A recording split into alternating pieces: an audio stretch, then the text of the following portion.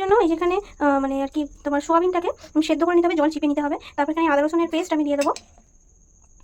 দেখো আদা রসুনের পেস্ট এর মধ্যে আমি মিশিয়ে দিলাম, আর এর মধ্যে কাঁচা লঙ্কাও আছে, ঠিক আছে। এর মধ্যে আদা রসুনের বাটা দিয়ে দিলাম। তারপর দেখো এর মধ্যে দিয়ে দেবো হলুদ। তারপর দেখো এর মধ্যে পরিমাণ মতো লবণ দিয়ে দেবো, তোমরা লেন্থ অনুযায়ী লবণ দেবে। লবণ দিয়ে দিলাম।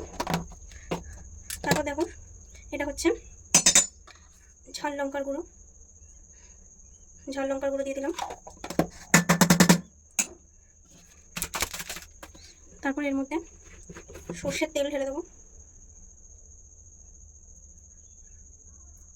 সর্ষের তেল দিয়ে দিলাম।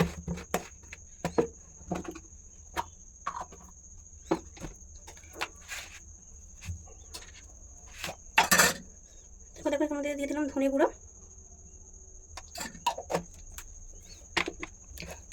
দেখো এর মধ্যে দিয়ে দিলাম জিরে গুঁড়ো।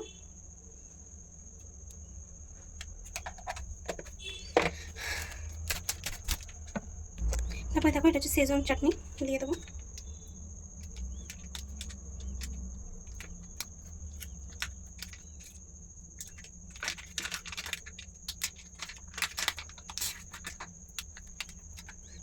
দিয়ে দেবো। তারপর দেবো কাশ্মীরি লঙ্কার গুঁড়ো কালারের জন্য।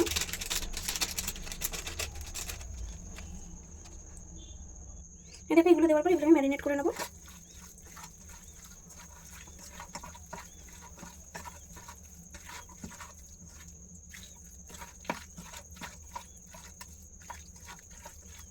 একটু কাশ্মীরি লঙ্কা গুঁড়ো আমি একটু দিয়ে দিলাম কালারটার জন্য।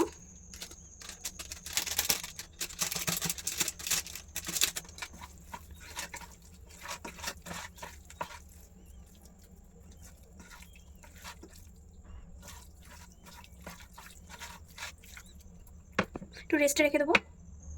দেখো এর মধ্যে এবার আস্তে আস্তে যে বেসন তোমরা দেখতে পাচ্ছ, এই বেসন অ্যাড করে দেবো।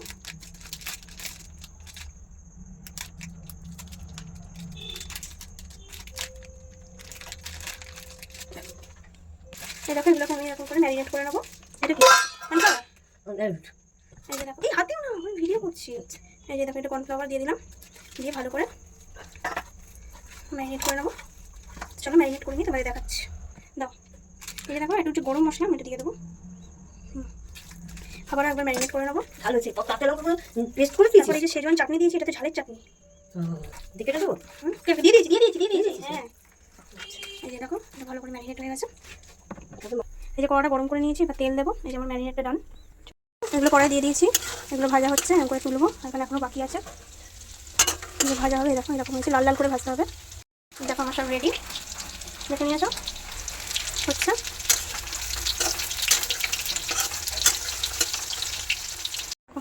সয়াবিনের ক্রিস্পি ক্রিস্পি পকোড়া রেডি। তো চলো খেয়ে দেখি, চলো। তোমরা বাড়িতে ট্রাই করে দেখতে পারো। চলো, টাটা।